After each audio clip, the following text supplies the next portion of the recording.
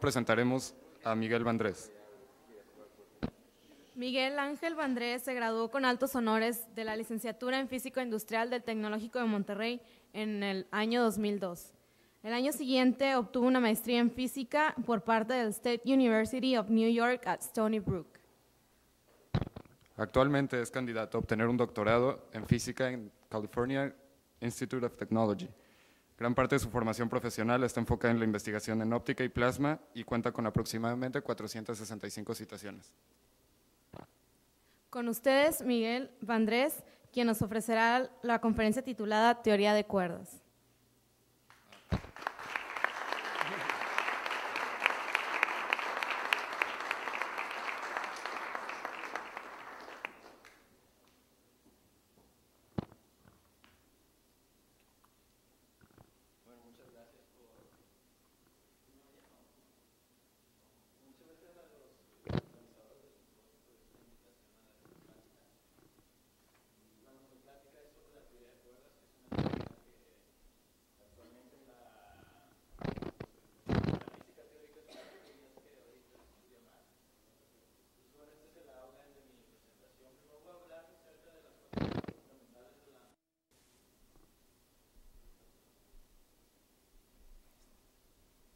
Voy a hablar de las 4 fuerzas fundamentales de la naturaleza, ya que es importante entender estos conceptos para después explicar qué es lo que tratamos de hacer con la teoría de cuerdas o cuál es la unificación que la teoría de cuerdas trata de explicar. Bueno, como ustedes saben, las 4 fuerzas fundamentales de la naturaleza son la fuerza gravitacional, la fuerza electromagnética, la fuerza fuerte y la fuerza débil. Tal vez la que están todos familiarizados con ella es la fuerza gravitacional, ¿no? Es la fuerza que nos mantiene pegados al planeta, mantiene los planetas en su órbita. Es la fuerza que hace que las manzanas se caigan de los árboles, la fuerza que hace que las galaxias se formen. Y bueno, en cierta forma, la fuerza gravitacional es una fuerza que nosotros siempre vemos en objetos macroscópicos. Cuando queremos ir a analizar objetos microscópicos como es el átomo, nunca nos preocupamos de la fuerza gravitacional. Y esto es porque si analizamos cuáles son la fuerza de la fuerza, o cómo decirlo, en español no sé cómo se diga, the strength of the force. Si ponemos que la fuerza fuerte tiene una fuerza de 1, entonces por ejemplo la fuerza electromagnética tendría una fuerza 100 veces menor. La fuerza débil tendría una fuerza 10 a la 13 veces menor. Y la fuerza gravitacional tenía una fuerza 10 a la 38 veces menor. Entonces, en cierto sentido, la fuerza gravitacional es una fuerza muy, muy, muy débil comparada con todas las otras fuerzas. Pero, sin embargo, la fuerza gravitacional tiene una ventaja que ninguna de las otras fuerzas tienen. La fuerza gravitacional solo es atractiva. O sea, todas las masas se van a atraer, no hay masas que se repelan por medio de fuerza gravitacional. En cambio, la fuerza fuerte, la fuerza electromagnética y la fuerza débil tienen los dos tipos de carga, positiva y negativa. Entonces vamos a poder tener atracciones entre objetos y repulsiones. Entonces, de esta forma, si nosotros queremos hacer objetos macroscópicos, un objeto macroscópico siempre va a tender a ser neutral en términos de la fuerza fuerte, la fuerza electromagnética y la fuerza débil. Porque si el objeto no es neutral, pues va a existir una fuerza que va a traer otra que sea de la carga opuesta y se va a formar un objeto que es neutral. En cambio, la fuerza gravitacional va a empezar a atraer objetos unos a otros y siempre va a ser atractiva, no vamos a tener nunca se va a neutralizar. Entonces, por eso, por ejemplo, ustedes no pueden sentir la fuerza gravitacional, no sé, de una silla, pero pueden sentir la fuerza gravitacional de toda la Tierra. Entonces, en ese sentido, por ejemplo, cuando nos iniciamos objetos macroscópicos, nosotros generalmente no nos enfocamos en estas fuerzas, bueno, tal vez en la fuerza electromagnética, porque ahí somos capaces de poder controlarla y poder hacer objetos que sí tengan esta fuerza, pero generalmente los objetos macroscópicos están más influenciados por la fuerza gravitacional, en cambio los objetos microscópicos van a estar influenciados por las otras 3 fuerzas. Okay, bueno, la siguiente fuerza es la que también ustedes están muy familiarizados, es la fuerza electromagnética. Por ejemplo, ustedes saben la ley de Coulomb, que es la fuerza entre 2 cargas, ¿no? que es proporcional a la carga de una partícula por la carga de la otra partícula entre la también saben la fuerza electromagnética, ¿no? Tienen un campo electromagnético y una partícula con carga moviéndose, le va a infligir una fuerza. Bueno, y este tipo de fuerzas, bueno, ustedes están, como decía el expositor anterior, ¿no? Es tal vez una de las fuerzas que todos conocemos y usamos en la vida diaria, ¿no? En todos los aparatos, en celulares, el radio, en casi todas las tecnologías está basada en la fuerza electromagnética. Pero, por ejemplo, la fuerza electromagnética, si nos vamos a niveles microscópicos, es la fuerza que mantiene los protones y los electrones unidos en un átomo. Bueno, ahora vamos a hablar de la siguiente fuerza. La siguiente fuerza es la fuerza fuerte. Bueno, esta fuerza sí nadie está familiarizado con ella, ¿no? En nuestra vida diaria no vemos ningún tipo de interacción que sea de esta fuerza. Sin embargo, todos estamos formados por átomos y los átomos tienen un núcleo. Bueno, no sé si nunca han pensado, el núcleo está formado por neutrones y protones. Como saben, los protones tienen carga positiva, pero sin embargo los protones forman un núcleo. Entonces, ¿cómo es posible que algo que tiene la misma carga, que mismas cargas se debería de repeler por la fuerza electromagnética, estén juntos? La respuesta es que existe la fuerza fuerte. Entonces, la fuerza fuerte es la fuerza que en distancias pequeñas la fuerza fuerte va a ser más fuerte que la fuerza electromagnética, entonces va a permitir que los protones se unan en el núcleo y va a contrarrestar la repulsión de todos los protones que sienten que se está tratando de repeler por fuerza electromagnética. Esta fuerza también va a ser la fuerza que permite, como ustedes saben, un protón está formado por 3 quarks. Los quarks, algunos tienen carga positiva, otros tienen carga negativa. Por ejemplo, un protón tiene carga 2 tercios, 2 tercios, menos 1 tercio. Entonces también ahí esperarías que la fuerza electromagnética separara a los quarks de un protón. Sin embargo, como tenemos la fuerza fuerte, esta fuerza va a permitir que los quarks estén confinados en los protones. Bueno, la última fuerza, tal vez esta es la menos familiar para todos, es la fuerza débil. Y, por ejemplo, un ejemplo de la fuerza débil puede ser el decaimiento beta, que es un decaimiento radiactivo. Por ejemplo, aquí tenemos un átomo que es un átomo de, creo que es de fósforo, y se va a transformar en un átomo de sulfuro. Y la transformación sucede porque uno de los neutrones del átomo se va a transformar en un protón. Pero esta transformación solo puede suceder a partir de una interacción que es dada por la fuerza débil.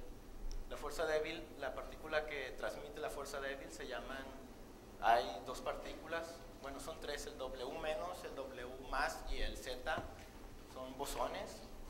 Y estas partículas, cuando interactúan con los quarks, tienen la capacidad de cambiar un quark de un sabor a otro sabor. O sea, por ejemplo, cambian un quark que es un down quark a un up quark.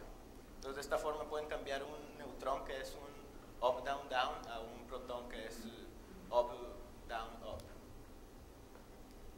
Por ejemplo, este proceso es uno de los procesos, este proceso radioactivo es, por ejemplo, importante en el ciclo, creo que es importante en el ciclo del Sol, o sea, en el ciclo atómico del Sol que está radiando. Si no existiera este proceso, el Sol se consumiría más rápidamente de lo que conoce, o sea, del tiempo que tiene de vida. Ok, entonces ya les expliqué más o menos cuáles son cada una de las fuerzas.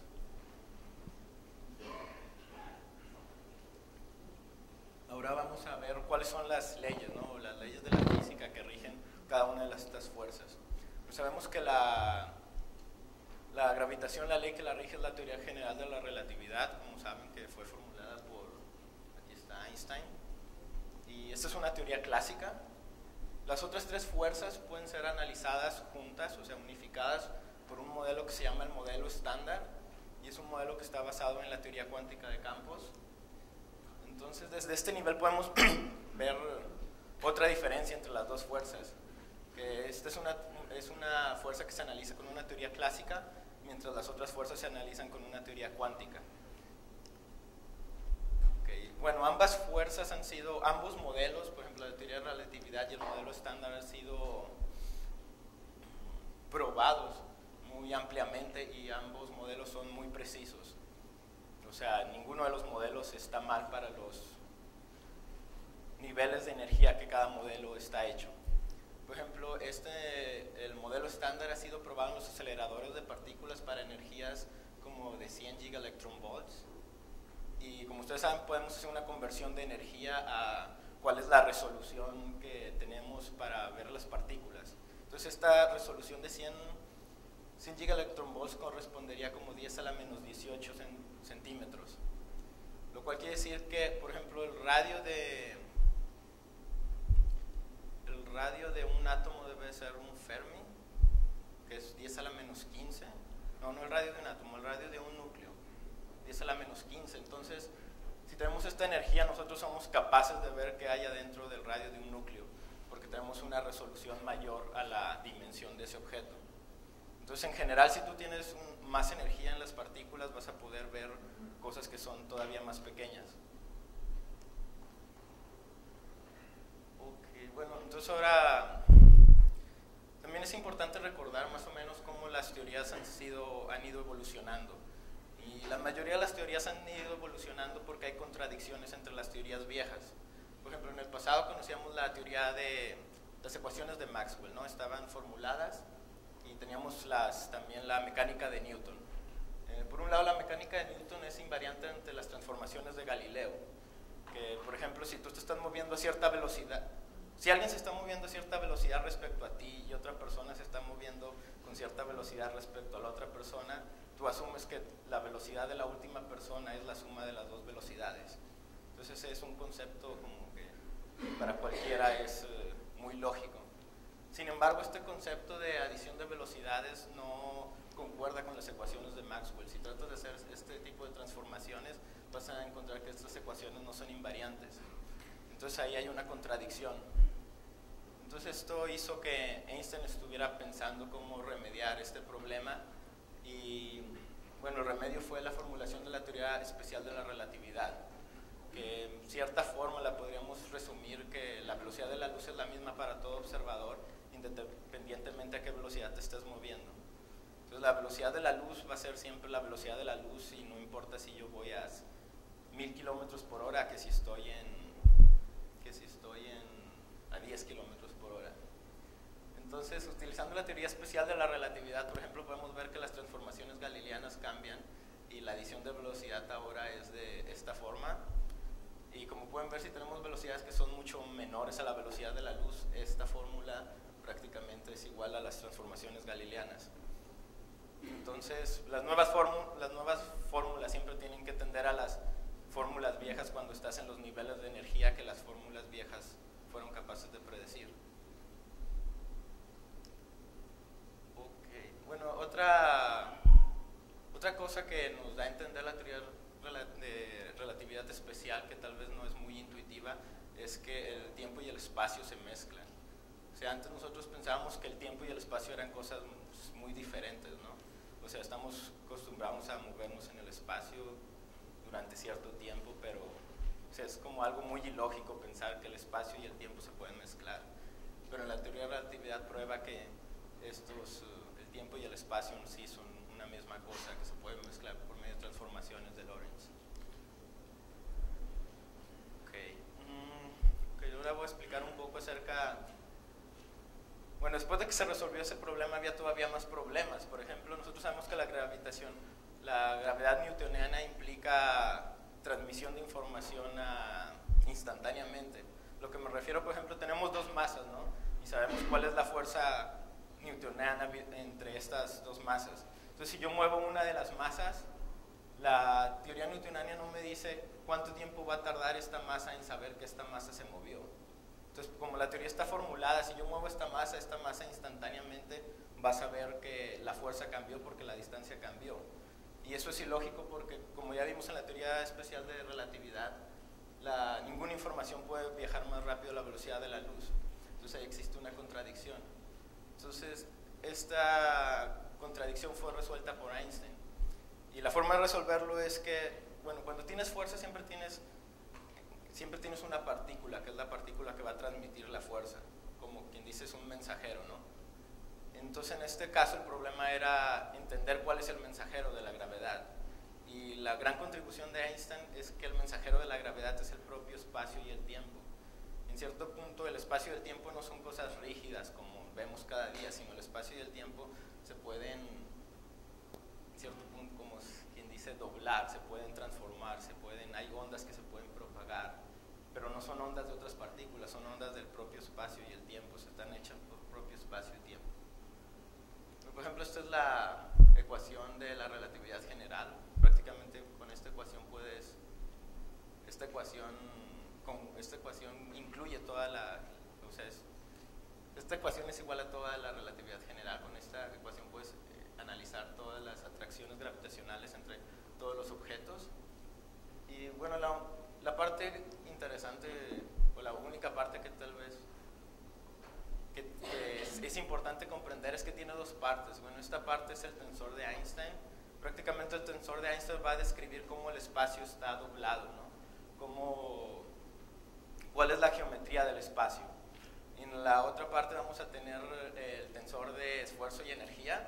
El tensor de esfuerzo y energía va a tener toda la energía y todos los momentos de todas las partículas. Entonces, por ejemplo, como en la plática anterior decían que un lado de la ecuación era la fuerza por la aceleración y otro lado era un lado era la fuerza y otro masa por aceleración. En esta ecuación podrías decir que estas son las fuerzas y de este lado tienes la masa por la aceleración. O sea, de un lado tienes la información de las partículas y del otro lado tienes la información de la geometría. O tal vez una forma muy simple de visualizarlo es imaginar una sábana, ¿no? Pones un objeto, el objeto va a curvear la sábana, entonces esta curvatura va a influir en los otros objetos. Entonces es como más o menos el principio básico en que se basa la teoría general de la relatividad. Bueno, es algo importante de la teoría general de la relatividad, es que es una teoría clásica. Y si tenemos que definir una teoría clásica, lo podemos hacer de una forma muy simple.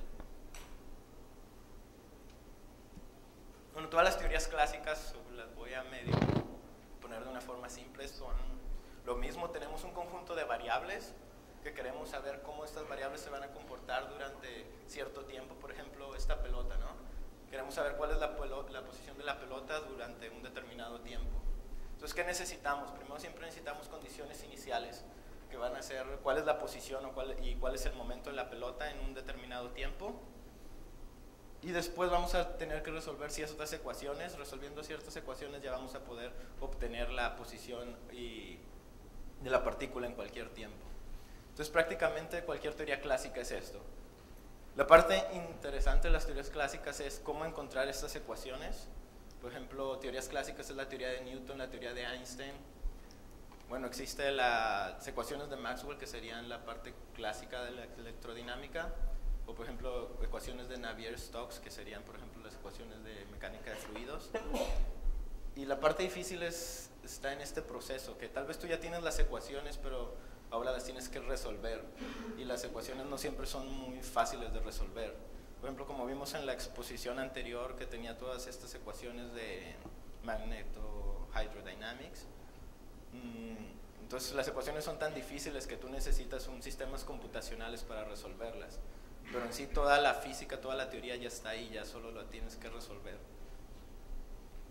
Entonces una teoría puede ser difícil porque tú no puedes encontrar la teoría, o puede ser difícil también porque no la puedes resolver. O sea, son dos grados de dificultad diferentes. Okay. Por ejemplo, en las ecuaciones de Einstein, estas ecuaciones son todavía más difíciles tal vez son las más difíciles de todas las ecuaciones clásicas que yo conozco, y esto es porque son altamente no lineales. Dentro de estos términos, bueno, aquí la ven muy simple, pero dentro de esos términos existen muchos componentes que están al cuadrado, o varias derivadas que están multiplicando. O sea, no son ecuaciones de primer orden, segundo orden, creo que son tal vez como de cuarto orden. Pues la verdad no estoy muy seguro, pero lo importante es que son ecuaciones altamente no lineales y son muy difíciles de resolver. Entonces esto es tratar de resolver estas ecuaciones son todo lo que hacen la gente que hace numerical relativity. Ellos tratan de analizar, por ejemplo, hoyos negros girando uno alrededor del otro, y todo lo que tienen que hacer es tratar de resolver esas ecuaciones por medio de computadoras. Bueno, ahora voy a explicar un poco el modelo que analiza las fuerzas electromagnéticas fuerte y débil. Este modelo sería la teoría cuántica de campos, que con una simetría que sería una non-abelian gauge group, con un non-abelian gauge group que sería un SU3, SU2, SU1. Bueno, tal vez, esto no lo van a entender, pero nomás es ahí información. Bueno, básicamente las partículas del modelo estándar son estas. Tenemos por un lado tenemos los quarks, por otro lado tenemos los leptones. Por ejemplo, el electrón es un leptón. También tenemos como leptones a los neutrinos. Y tal vez la parte importante que para esta plática también serían este tipo de partículas. Este tipo de partículas son las partículas que van a transmitir la fuerza. Por ejemplo, en el caso de la fuerza electromagnética tenemos el fotón. El fotón va a transmitir la fuerza electromagnética. En el caso de la fuerza débil, en la fuerza fuerte tenemos los gluones. Y en la fuerza débil, como ya les dije, tenemos los bosones Z, W más y W menos. El modelo estándar no es un modelo que predice toda la física. Necesitamos alrededor de 20 parámetros. Esos 20 parámetros van a ser todas las masas de estas partículas, van a ser el valor de las interacciones entre partículas, y algunos otros parámetros son acerca de cómo las partículas se mezclan. Por ejemplo, les dije que la partícula débil era capaz de cambiar un quark, ¿no? Era capaz de cambiar un quark up a un quark down. Entonces es necesario saber qué tan probable es ese evento, y esa probabilidad es una probabilidad que se tiene que sacar de los experimentos. Entonces no es una teoría que se le tienen que poner ciertos parámetros para poder predecir otras cosas. Bueno, que ahora ya vimos más o menos qué era la parte clásica, ahora vamos a ver la parte cuántica. Tal vez ustedes no estén muy familiarizados con mecánica cuántica, pero si se quiere tratar de explicar mecánica cuántica rápidamente, tal vez la forma más fácil es por medio de integrales de camino. La primera cosa que tienen que entender de mecánica cuántica es que es una teoría de probabilidades, y lo que quiero decir es que tal vez tú sabes dónde está una partícula en un determinado tiempo, pero después de cierto tiempo lo único que vas a saber es cuál es la probabilidad de encontrar la partícula en otra posición. Y esto no es porque la teoría no sea eficiente, esto es porque así es la naturaleza.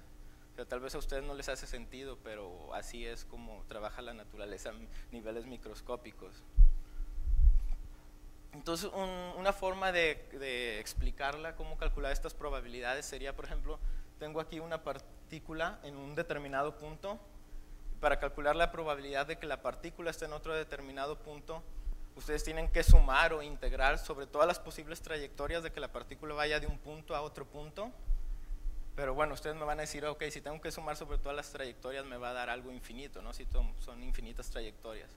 Bueno, pero cada trayectoria va a tener un peso, y el peso va a estar dado por esta función que, bueno, esta es la parte de la acción y es la exponencial de la acción. Bueno, eso no es muy importante que lo entiendan, solo que entiendan que cada trayectoria va a tener una contribución a la probabilidad. Y en ese sentido, la trayectoria clásica, que va a ser la más probable, y las trayectorias que sean, por ejemplo, ir y dar una vuelta y después regresar, van a ser las trayectorias más improbables. O sea, mientras más extraña la trayectoria, va a ser más improbable, pero va a tener una contribución muy pequeña. Ok, entonces ahora nomás voy a explicar rápidamente, por ejemplo, cómo calculamos cosas utilizando los diagramas de Feynman, que son una forma de cómo modelar las integrales de camino. Bueno, los diagramas de Feynman son de esta forma. Las líneas pueden pensar que es un electrón que se está moviendo, las líneas sólidas, y la línea ondulada es un fotón. O sea, entonces en este caso tendríamos un electrón, otro electrón que se están acercando y se van a intercambiar un fotón. Ok, pero entonces, ¿cómo calculamos esto? Para calcular esto tendríamos que calcular cuál es la probabilidad de que este electrón se mueva de aquí a este punto, multiplicarlo por la probabilidad de que este electrón esté en este punto a este punto, de que este electrón esté de este punto a este punto, luego de este punto a este punto, y que un fotón vaya de este punto a este punto. O sea, cada una de estas líneas vamos a tener que ir por todos los caminos. Pero después de que multiplicamos las probabilidades, luego vamos a tener que integrar sobre todos los puntos donde puede estar esta interacción. Vamos a tener que integrar este punto sobre todos los puntos del espacio y este punto sobre todos los puntos del espacio. Entonces, los diagramas de Feynman son una forma de poner visualmente todo lo que tienes que hacer, y hay ciertas reglas para calcularlos. Bueno, otra cosa importante es que los diagramas de Feynman, bueno, como ya les dije, tenemos las líneas que son propagaciones y los vértices que son interacciones. Las interacciones siempre van a tener un peso. Por ejemplo, en este caso es un electrón contra un electrón, entonces tú esperas que la fuerza entre un electrón y un electrón es proporcional a la carga al cuadrado. Entonces cada uno de estos vértices va a ser proporcional a la carga. Algo importante es que esta constante de proporcionalidad tiene que ser menor a 1. ¿Por qué tiene que ser menor a 1? Porque este no es el único diagrama que tenemos. Si queremos calcular la interacción entre un electrón y otro electrón, tenemos que calcular, como les dije, este diagrama, pero también todos estos diagramas contribuyen. Por ejemplo, en estos diagramas los electrones se van a intercambiar 2 fotones en lugar de 1. En estos se van a intercambiar también 2 fotones. En un fotón se va a convertir en un electrón antielectrón, luego se van a anular y luego van a producir otro fotón. Entonces existen miles de diagramas.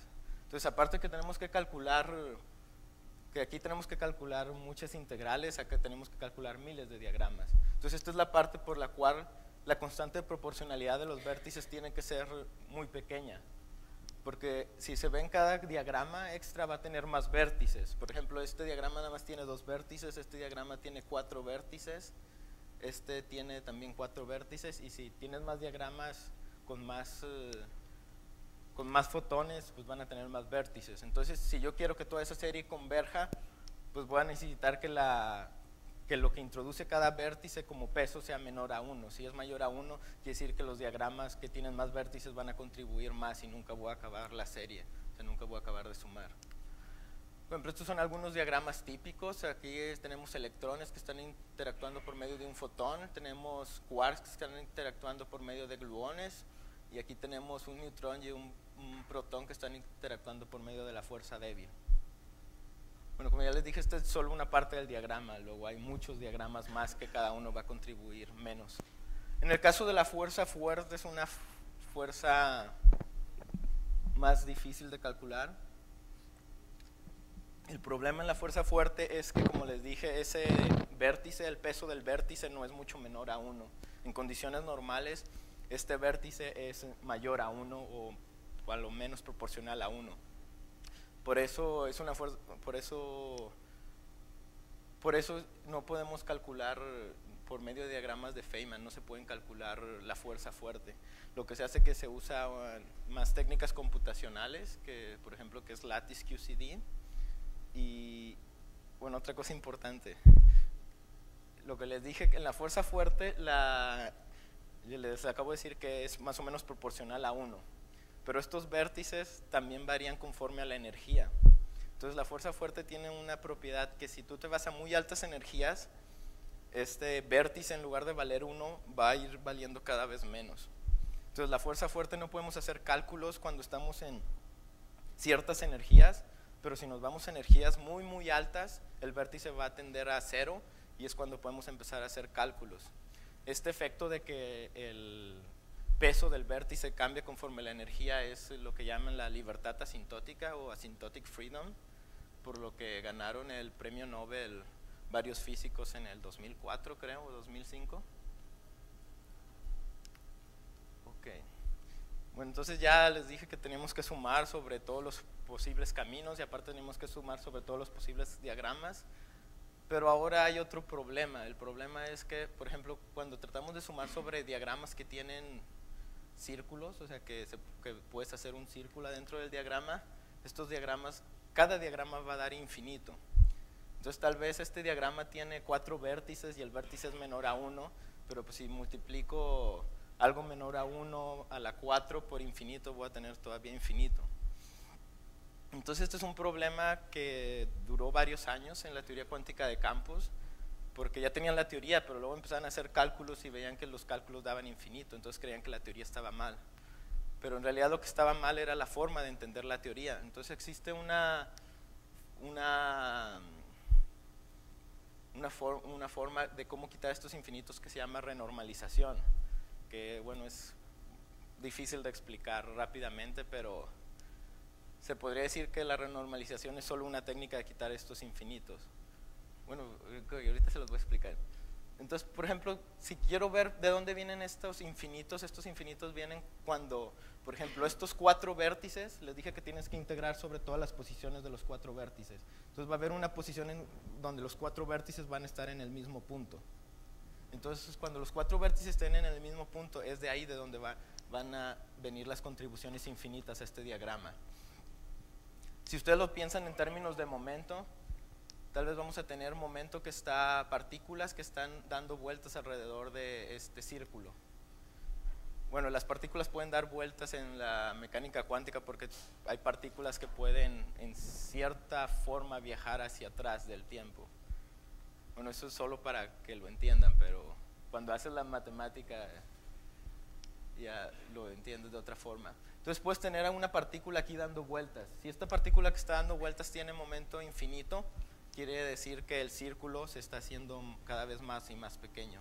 Entonces la renormalización en cierta forma lo que hace es que te dice que las partículas no pueden llegar le pone un límite a las energías que pueden tener las partículas dando vueltas alrededor de los círculos.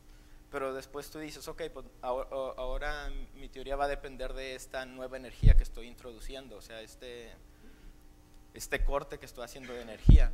Pero la renormalización es una forma de cómo hacer que tu teoría ahora no dependa de ese corte cuando tú introduces la información experimental. Ok, ahora vamos a pasar a la parte, ¿por qué queremos nosotros unificar la gravedad con la mecánica cuántica? Como ya les dije, la gravedad la teoría general gravitacional es muy precisa para analizar objetos macroscópicos y las otras teorías son muy precisas para analizar objetos microscópicos. Entonces, ¿por qué nos quebramos la cabeza tratándolas de unificar, ¿no? ¿Por qué no podemos analizar objetos macroscópicos con una y objetos macroscópicos con la otra? La cosa es porque existen algunos procesos en el cual las dos fuerzas tienen importancia. Por ejemplo, uno es el Big Bang. En el Big Bang, como saben, todo el universo estaba confinado a un espacio muy pequeño. Entonces, cuando están confinados a un espacio muy pequeño, podemos decir que la fuerza de la gravedad va a ser comparada con las otras fuerzas. Y otra de los otros fenómenos en los cuales las interacciones en estas fuerzas van a tener la misma intensidad puede ser, por ejemplo, un hoyo negro. Este es un hoyo negro que está en el medio, que está doblando la luz. Como ven, aquí pueden ver un círculo. Todo este círculo es un mismo objeto que está atrás del hoyo negro, pero el hoyo negro lo está doblando. Entonces cuando tú lo ves como un anillo que está pasando por el hoyo negro. Ok, entonces ahora lo que podemos decir es, bueno, ya sabemos cómo jala la teoría cuántica de campos y la teoría cuántica de campos que analiza la fuerza eléctrica, la fuerza débil y la fuerza fuerte. Entonces lo que podemos hacer es, bueno, ¿por qué no hacemos lo mismo con la gravedad, no? Hacemos el mismo, decimos que aquí tenemos un electrón, otro electrón, y ahora se van a intercambiar una partícula que sea el transmisor de la gravedad, ¿no? En este caso el transmisor de la gravedad es una partícula con spin 2, que es el gravitón. El problema es que si tratamos de hacer la misma historia que hicimos con el modelo estándar para las otras fuerzas con la gravedad, es que esta teoría no va a tener la propiedad que les dije anteriormente de ser renormalizable. En esta teoría no vamos a poder quitar los infinitos como los quitamos de los otros diagramas. Y una de las razones es porque, como les dije anteriormente, la teoría general de relatividad es una teoría que es altamente no lineal. Entonces, durante muchos años y aún mucha gente aún está tratando de explicar la gravedad de esta forma, pero ellos no han sido posibles, ellos no han formulado una forma de quitar esos infinitos. Okay, entonces esto nos lleva ahora a la teoría de cuerdas, que es una nueva teoría con nuevos conceptos, que va a tratar de explicar cómo poner la gravedad y las otras fuerzas en una misma teoría. Entonces, la idea básica de la teoría de cuerdas es que, como les hablé anteriormente, nomás teníamos partículas, no era una partícula puntual que se movía en el tiempo y hacía una línea. Entonces, básicamente pueden entender que la teoría de cuerdas ahora va a sustituir, en lugar de tener una partícula puntual, vamos a tener una cuerda, que es como un pequeño anillo que se va a propagar en el tiempo. Entonces, al propagar en el tiempo, en lugar de hacer una línea, va a ser algo que va a parecer como un tubo. Estas cuerdas son cuerdas que no tienen masa, son, por ejemplo, el análogo a un fotón, ¿no? Que tampoco tiene masa. Pero, sin embargo, las cuerdas van a tener cierta energía y las cuerdas van a tener las cuerdas pueden tomar cualquier pueden tener cualquier tamaño, pero durante condiciones estándar las cuerdas van a ser muy pequeñas. Por ejemplo, van a tener tamaños de 10 a la menos 32 centímetros. Y por ejemplo, como les mencioné anteriormente, los aceleradores de partículas solo tienen una resolución de 10 a la menos 18 centímetros. Entonces, en cierta forma, nosotros nunca vamos a ser capaces de ver la resolución de una cuerda. Sin embargo, introducir este cambio de un punto a una cuerda va a tener otras repercusiones en la física que tal vez algún día va a ser posible de observar. Entonces una cosa importante es que ahora vamos a introducir una nueva constante, que esta constante va a ser el inverso de la tensión de la cuerda. Aquí la tensión de la cuerda lo pueden definir como la energía por unidad de longitud de la cuerda. Les dije, la cuerda va a tener cierta energía, entonces cada parte de la cuerda va a tener una parte de la energía total de la cuerda.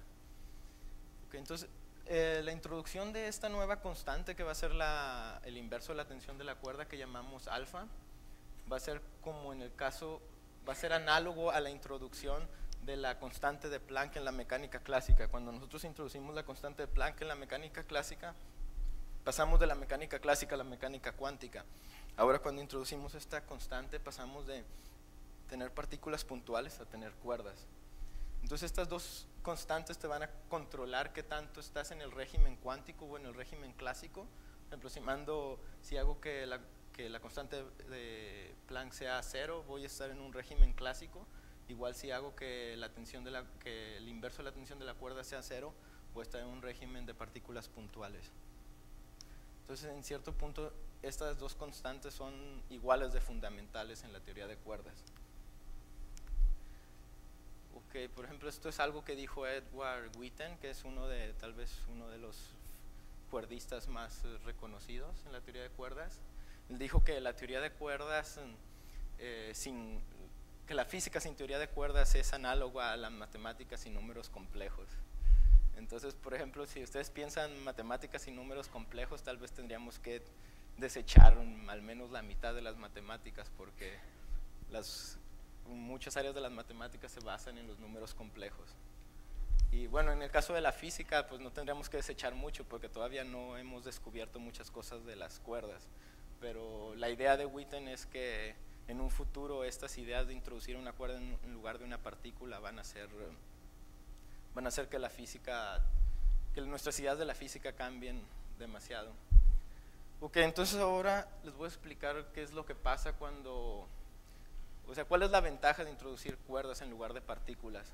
Entonces, por ejemplo, anteriormente les mostré uno de estos diagramas, ¿no? Entonces, estos diagramas si tenemos partículas puntuales, va a aparecer de esta forma, pero si tenemos cuerdas ahora se va a ver de esta forma. Se van a hacer como tubos, ¿no? Tubos que se unen y que se abren. Pero la parte importante de estos tubos es que ahora tú no sabes dónde ocurren las interacciones.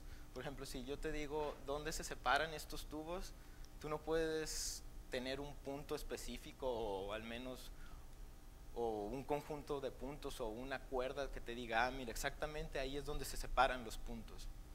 Entonces, como les dije anteriormente, los infinitos venían de cuando nosotros integrábamos esos 4 puntos y coincidían en la misma parte del espacio, pero ahora si no sé dónde están los puntos, pues cómo va a ser posible que los puntos coincidan. Entonces, de cierta forma, al introducir las cuerdas estamos haciendo todo más suave y estamos eliminando los infinitos. Entonces no van a presentar divergencias. También otra ventaja de introducir las cuerdas es que anteriormente les dije que existía un diagrama y después existían un conjunto más de diagramas, ¿no? Bueno, cuando introducimos un diagrama con cuerdas, un simple diagrama con cuerdas, va a involucrar varios de los otros diagramas con líneas. Por ejemplo, podemos pensar, este diagrama se ve exactamente como pero lo podemos pensar, pero acuérdense que tenemos que integrar sobre todas las formas en que puedo deformar este diagrama. Y este diagrama lo puedes deformar de muchas formas. Lo único que no puedes deformar es el círculo, siempre vas a tener un círculo. Entonces ustedes pueden pensar mentalmente que este diagrama es fácil de ver cómo se puede deformar a este diagrama.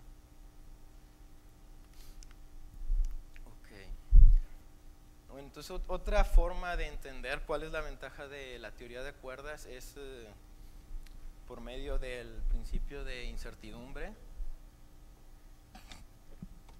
Perdón. Bueno, sabemos que de acuerdo al principio de incertidumbre, por ejemplo, si te va a decir que la incertidumbre en la posición es igual a la constante de Planck entre la incertidumbre del momento. Entonces, en cierta forma, si tengo una partícula que tiene un momento muy grande, voy a poder tener más certidumbre en distancias pequeñas. Okay, pero en la teoría de cuerdas este principio de incertidumbre no funciona.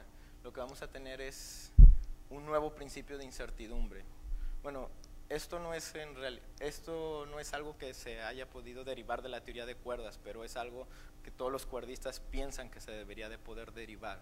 O sea, es una forma que piensan que así debería de jalar, pero no es una ecuación que se pueda derivar. Entonces, de cierta forma, cuando tenemos una cuerda que es muy pequeña y la movemos a velocidades muy grandes, esta cuerda se va a empezar a hacer grande. Entonces esto va en contra del principio de incertidumbre, que te dice que si tenemos momentos muy grandes vamos a tener certidumbre en la posición, pero ahora vamos a tener un término que es proporcional al momento.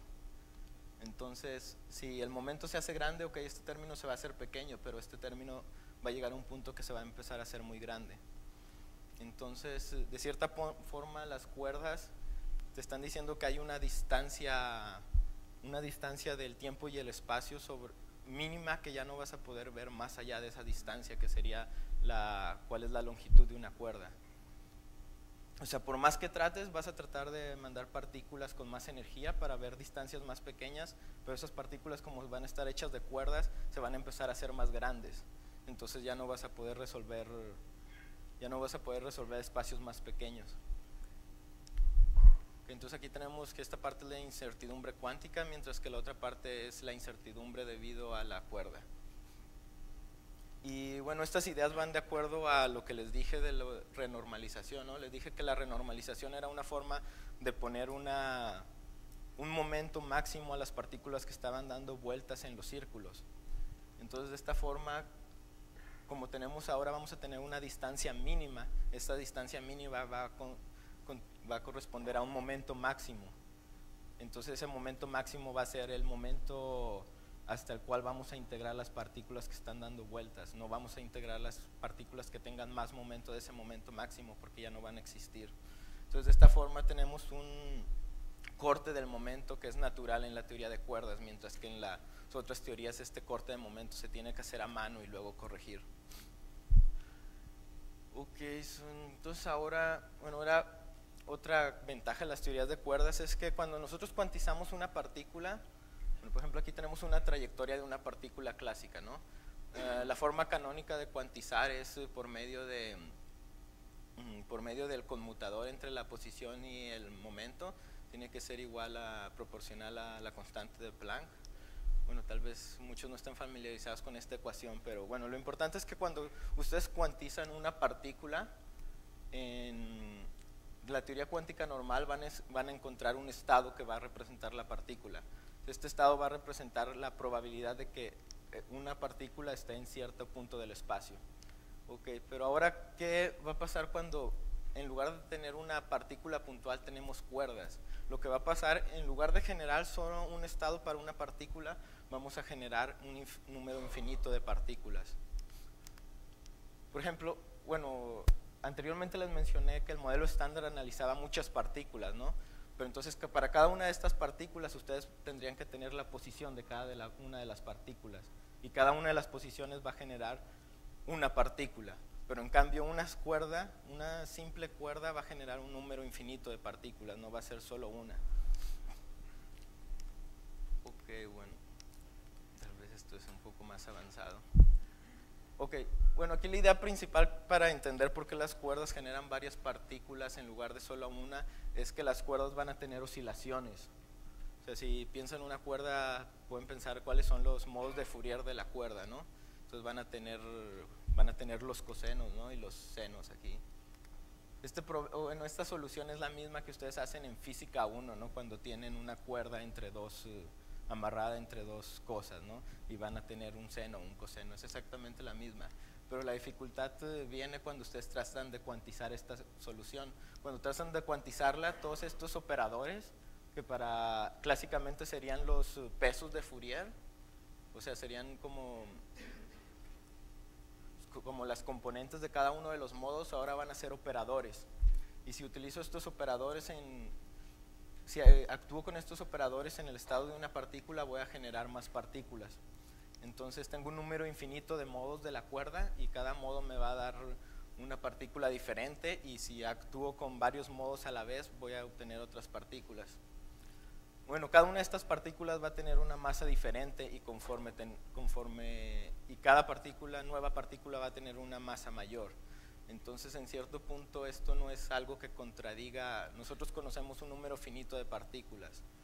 Entonces, y teoría de cuerdas en cierto punto dice que hay un número infinito, pero de cierta forma nosotros pensamos que todas las otras partículas que no vemos son partículas que tienen masa muy grande, y por lo cual no somos capaces de observarlas.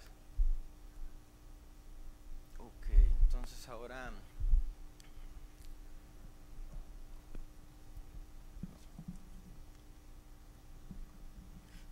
bueno, ahora hay varias cosas que la teoría de cuerdas requiere. Lo que trato de decir es que si tú empiezas a cambiar en lugar de un punto a una cuerda, y lo que tratas de hacer es que cuantizar esa teoría, no la vas a poder cuantizar al menos que cumplas con ciertas condiciones. Por ejemplo, una de las condiciones es que tenemos que tener 10 dimensiones. O sea, la teoría de cuerdas es tan poderosa que también predice cuántas dimensiones tiene que ser el universo. Entonces, por ejemplo, esta restricción de tener 10 dimensiones es debido a que cuando cuantizamos vamos a tener algunos estados que no son normalizables.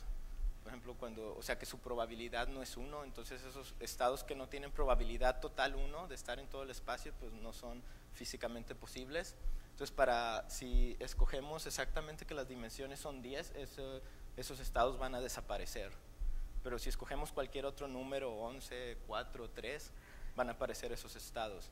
Entonces, la única forma consistente es con 10 dimensiones. También, como ya les dije, vamos a tener un número infinito de partículas, pero la parte importante es que una de estas partículas va a ser el gravitón. Entonces, en cierta forma, la teoría de cuerdas tiene dentro de ella misma la gravedad.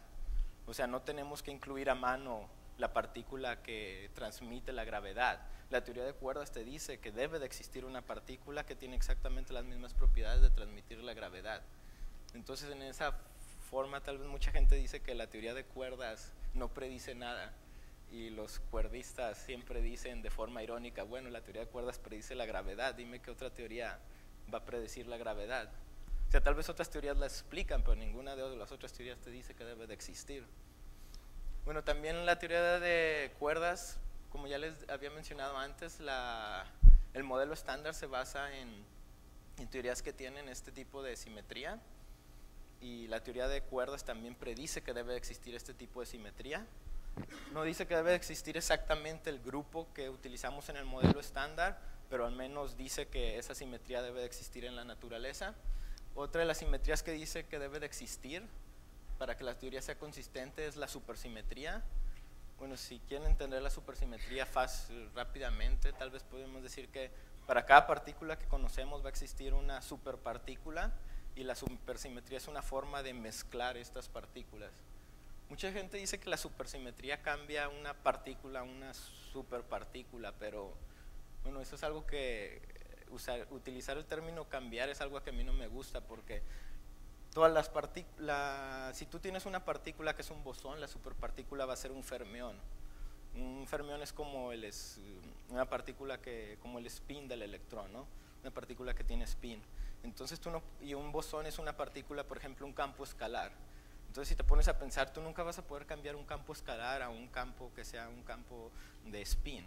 O sea, no tiene ni siquiera los mismos grados de libertad. Entonces, en realidad no es que cambie una partícula a una superpartícula, la cosa es que las mezcla. Por ejemplo, si tengo dos campos de spin, puedo producir un campo escalar, entonces de esa forma puedo mezclarlas. Bueno, y la supersimetría se requiere para evitar que la teoría tenga unas partículas que se llaman taquiones, que estas partículas tienen masa negativa.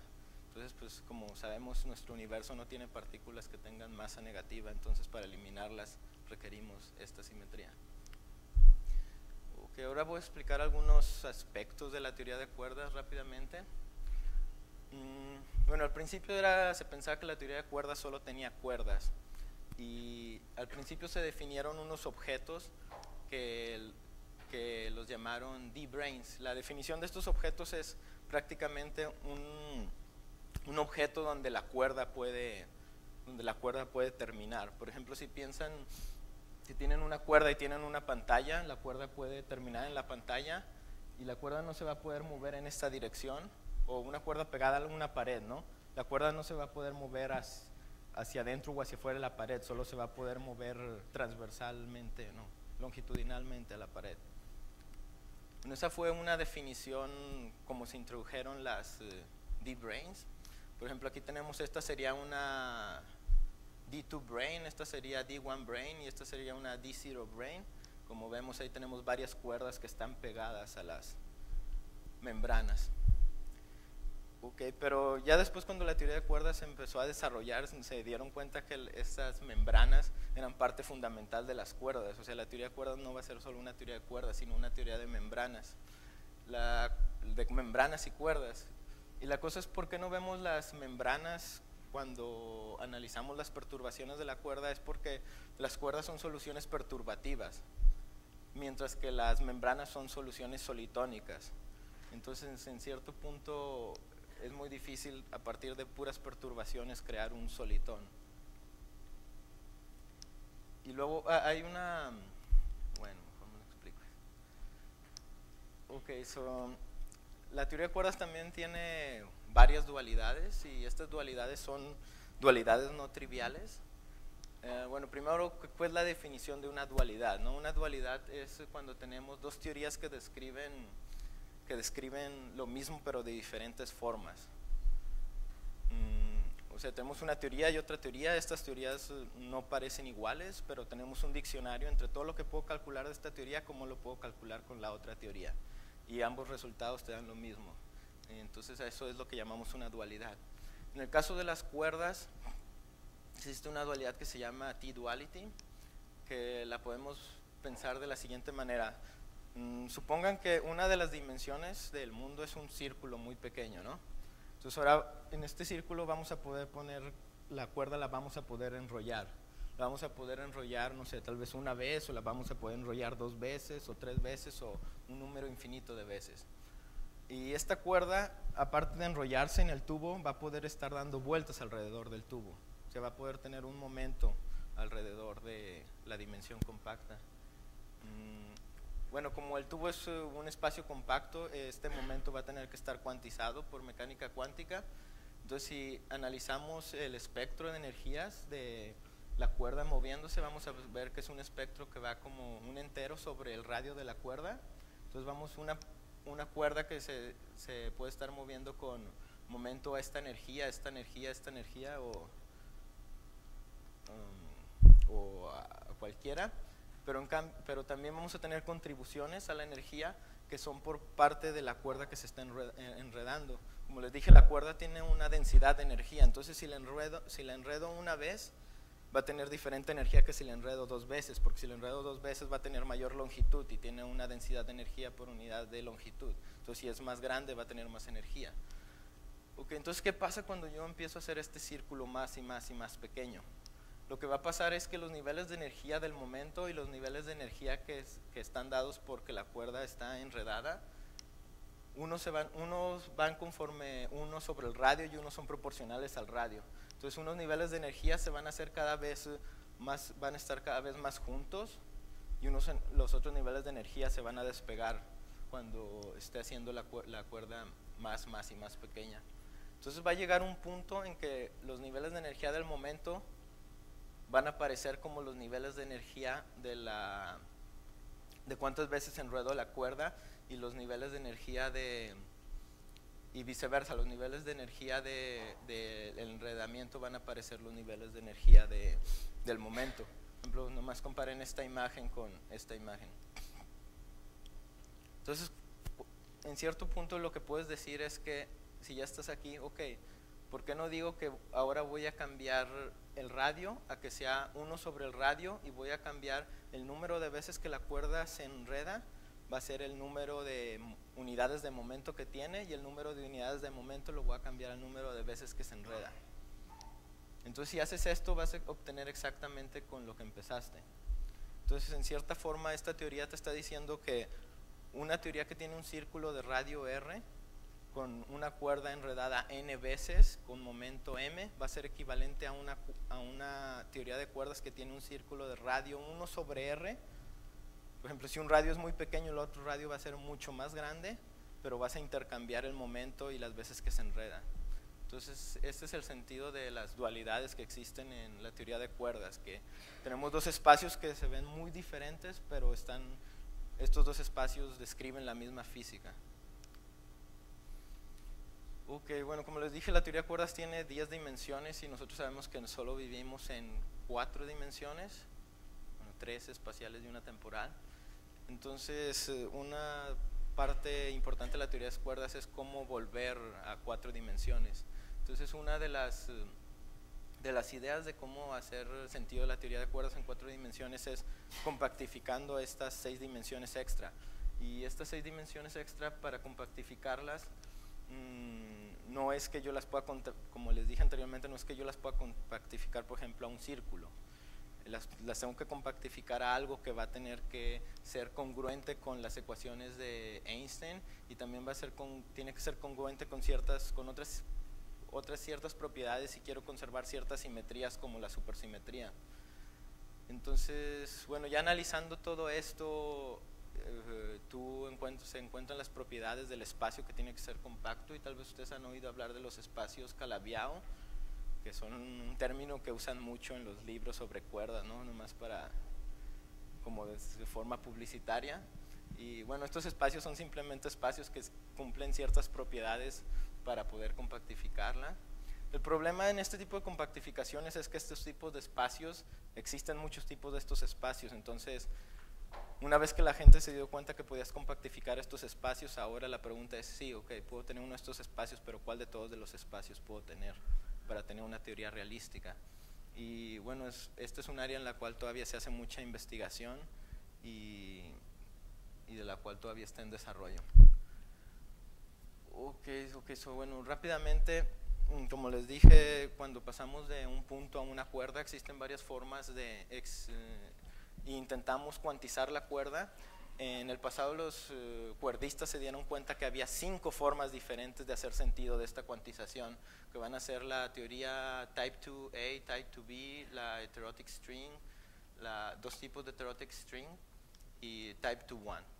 Entonces, por muchos años los cuerdistas estuvieron quebrándose la cabeza pensando, ok, ahora tengo 5 teorías en lugar de una, entonces ¿cuál de estas teorías es la que es correcta?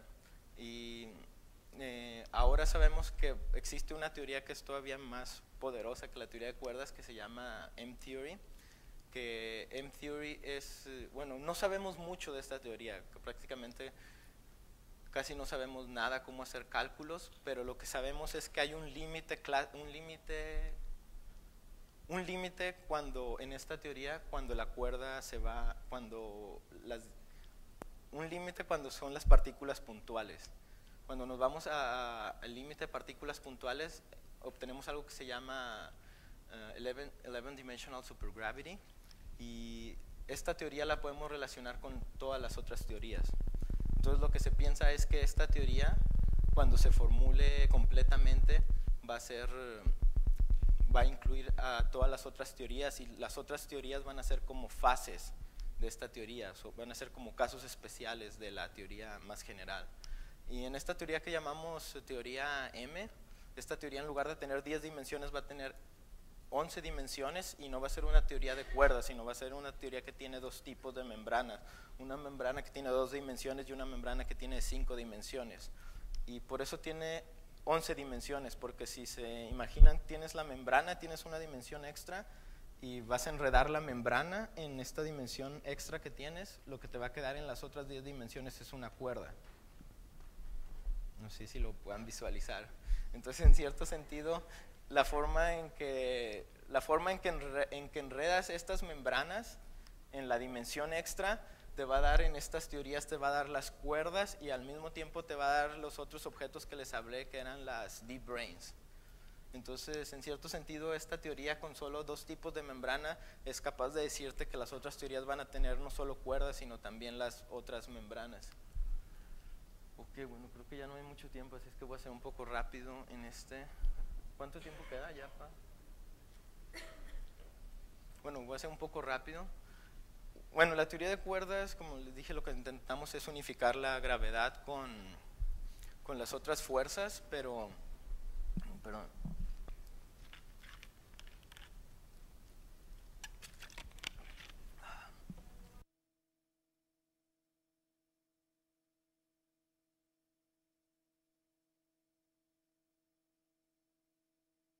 que ser menor a 1 para que todos los diagramas los pudiéramos sumar y no divergieran. Entonces, en estas 2 teorías, mientras que una, la constante de acoplamiento es muy chica, en la otra la constante de acoplamiento va a ser muy grande y viceversa.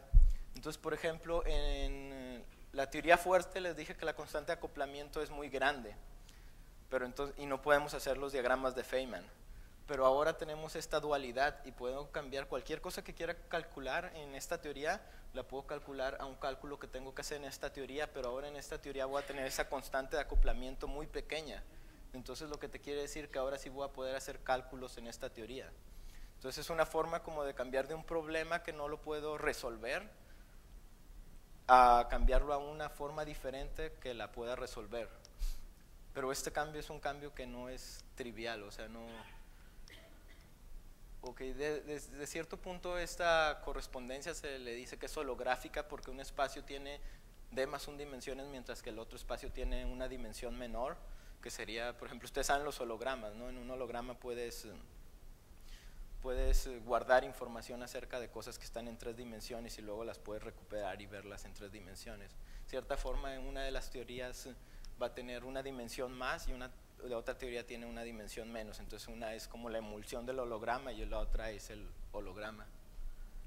Ok, entonces esta predicción de esta dualidad de teoría de cuerdas ahora mucha gente la está tratando de utilizar para, por ejemplo, para describir quantum chromodynamics, para describir plasmas de gluones y quarks, y también otras gentes se está trabajando en aplicaciones de superconductores de alta temperatura o condensados de átomos fríos. Y bueno, aquí hay una cosa importante.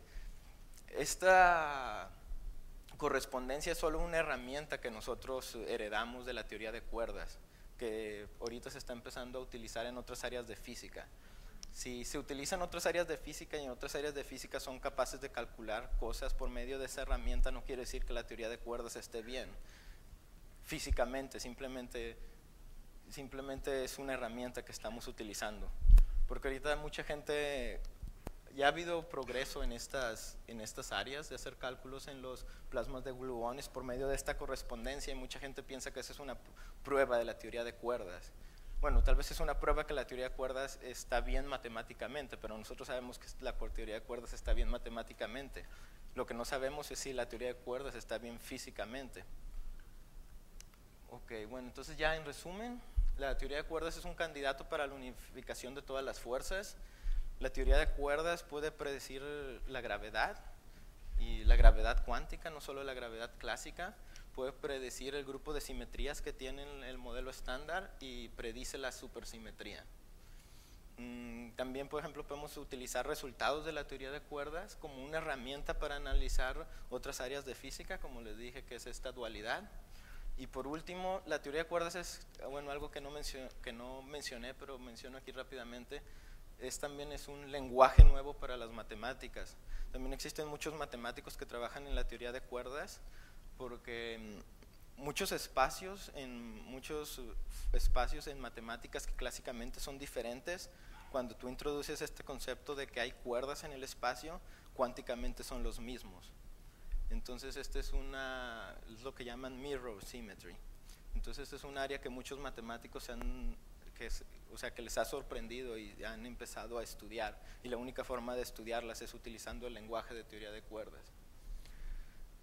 Bueno, finalmente la teoría de cuerdas todavía es una teoría en desarrollo, todavía nomás podemos decir que sabemos pedazos muy pequeños de la teoría de cuerdas y todavía no tenemos en sí cuál es la idea general de la teoría de cuerdas o cuál es la forma final, pero sin embargo, como hemos visto en el estudio de la teoría de cuerdas, cualquier pequeño resultado que hemos obtenido ha sido asombroso. O sea, por ejemplo, el hecho de poder predecir la gravedad cuántica o poder predecir estos tipos de simetría en lugar de tener que imponerlos en una teoría, ya es algo muy relevante. Y aparte, los desarrollos que se han hecho han servido como herramientas en otras áreas. Entonces, de esa forma, la teoría de cuerdas eso le da más importancia a la teoría de cuerdas. Ya, muchas gracias por su atención.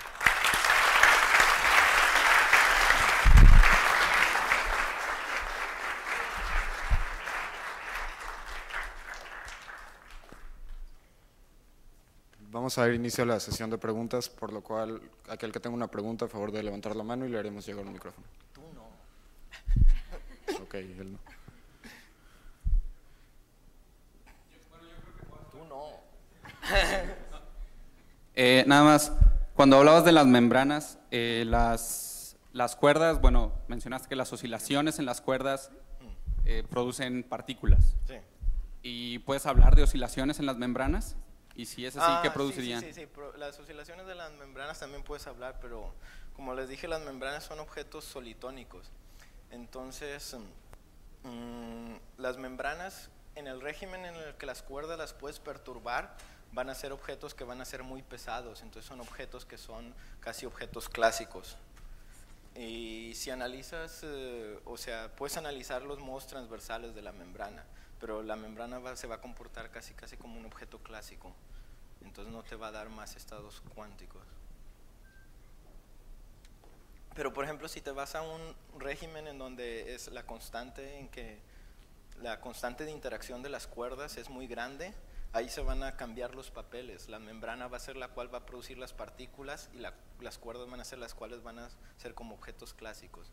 O sea, es como la dualidad que te decía, mientras uno va a estar en un régimen de weak coupling, unas van a ser muy pesadas y otras muy ligeras, y en el otro régimen se intercambian los papeles. Por ejemplo, M-theory es una teoría en la cual M-theory siempre está strong coupling, o sea, siempre la constante de acoplamiento siempre es muy fuerte. Entonces por eso no hay cuerdas, porque no hay perturbaciones, solo hay membranas. Es una forma de entenderlo. Siguiente pregunta.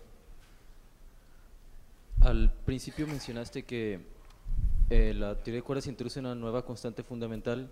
Sí. Sé que las otras las obtuvieron experimentalmente. ¿Esta de dónde viene? Bueno, una forma de obtenerla es por medio de las otras tres. Si tienes las otras tres y quieres hacer algo que tenga dimensiones de distancia, va a ser la distancia de Planck. Entonces la distancia de Planck la asumimos que es como la magnitud de la nueva constante. Entonces es como un derivado de la otra. Pero en sí no sabemos, tal vez puede ser, o sea, sabemos que es aproximadamente de ese orden de magnitud, de 10 a la menos 33 centímetros, pero no sabemos si es exactamente esa. Pero no es posible obtenerla experimentalmente. Por lo mismo que te dije, porque no podemos ir a esas distancias tan pequeñas, entonces nunca podemos resolver qué hay dentro de las cuerdas.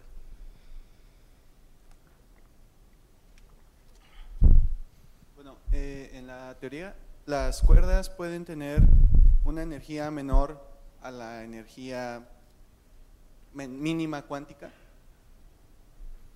No sé cuál sea la energía mínima. O sea, cuántica. vaya, nosotros tenemos la noción de que hay una energía mínima que se puede transmitir de una partícula a otra, ¿no? Con la cual poder excitar una partícula. No hay una energía… ¿Tú refieres como que a la cuantización de la energía? O? Sí. Bueno, la cuantización viene después de que haces el proceso de cuantización, entonces Sí. si lo ves como por medio de diagramas si lo ves por integrales de camino, las partículas pueden tener cualquier energía, pero si la cuerda podría tener cualquier energía si la estás viendo desde el punto de integrales de camino. Ya cuando la cuantizas es ya cuando sacas los estados, y los estados, cada uno de los estados es un estado con diferente masa, con diferente energía.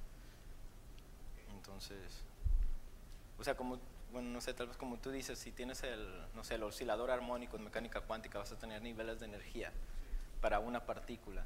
Ahora los niveles de energía en la cuerda cada nivel de energía va a ser una partícula diferente, con cierta energía, no va a ser la misma partícula con la diferente energía. Bueno, energía inercial, ¿no? Energía en un marco de referencia inercial, porque siempre la podrías poner más velocidad o menos velocidad y ponerle más energía. ¿Cuáles son las características del universo antes del Big Bang que se pueden predecir a través de la teoría de cuerdas? O si es que hay alguna, o todavía no se llega a eso. No sé, porque yo no. Bueno, hay mucha gente que se dedica a string cosmology y yo la verdad no estoy. Lo que yo hago es más teoría de cuerdas, no cosmología, entonces la verdad no tengo nada en la mente que. Pero bueno, lo que hacen en cosmología es que tratan de analizar todas estas las relaciones, ¿no? Entre cuántos protones había en determinado momento después del Big Bang y cuántos hadrones, y los que hacen eso sí han sido capaces de encontrar algunas relaciones con cosas de teoría. Bueno, como si la teoría de cuerdas es correcta, cómo podría cambiar algunas cosas. Bueno, tal vez lo que te podría decir es, en la teoría de cuerdas existe una partícula que se llama el dilatón, y este dilatón va a ser proporcional a la interacción entre las cuerdas. Y entonces algo nuevo que tiene la teoría de cuerdas es que el dilatón es una variable dinámica. Entonces de esta forma la interacción entre las cuerdas va a cambiar dinámicamente. O sea, la puedes cambiar de un punto, o sea, la interacción de las cuerdas tal vez en un punto del espacio va a ser diferente a otro punto del espacio, porque este campo que es el dilatón va a tener diferentes valores. Eso es algo diferente a lo que sabemos, por ejemplo, en electrodinámica, ¿no? La interacción de electrones en una parte del espacio pues va a ser igual a la interacción de electrones en otra parte del espacio. Pero ahora tienes un campo nuevo que te va a decir que tal vez la interacción de electrones en una parte es diferente a la de electrones de otra parte. Entonces tal vez creo que esas ideas son de las que se utilizan en cosmología, ideas como esas de cosas que ya pueden cambiar para crear nuevos modelos. Una última pregunta. Bueno, Miguel, primero felicidades por tus logros. Me da Gracias. mucho gusto, y creo que nos da a todos los profesores que estamos acá gusto de tener a exalumnos en el simposio de física que organiza la carrera de Ingeniería Física Industrial. Yo tenía unas preguntas que tenían que ver con cosmología y ya como que te defendiste Sí, ahí. yo no. Tenía dos preguntas. La primera es, cuando mencionaste lo de la dualidad, Sí. de que había soluciones que cuando elegías un universo de tamaño R y que era equivalente al otro, ¿has leído algo sobre ideas o consecuencias cosmológicas de ese tipo de dualidades? No. ¿No? La única idea porque es interesante, si estamos en un universo de tamaño R, de parsecs, lo que sea, que las soluciones sean equivalentes a que si viviéramos en un universo 1 entre eso, por ejemplo. O sea, pero la otra tenía que ver con que sí, la pero constante... la física, a fin de cuentas, como no puedes ver la dimensión compacta, la física va a ser igual, entonces en las dimensiones no compactas. La otra tenía que ver con algunas ideas que andan por ahí desde hace tiempo, que por ejemplo la constante de estructura fina no es una constante. Sí, bueno, esas son también ideas de cosmología, ¿no? Que tal vez está relacionado a lo que comentaba, que las constantes van a cambiar conforme al tiempo. Entonces, bueno, eso es lo que comentaba, que ahora tenemos, en teoría de cuerdas hay un campo que es el dilatón, que puede cambiar conforme al tiempo y es igual a la interacción de las cuerdas. Entonces, cierto punto la teoría de cuerdas sí tiene ideas similares, pero no sé cómo se apliquen al cambio. Muchas gracias, Miguel Vandrés, por su interesante conferencia. A continuación, nuestro compañero Jorge Rosas le dará entregado un reconocimiento a nombre del comité organizador.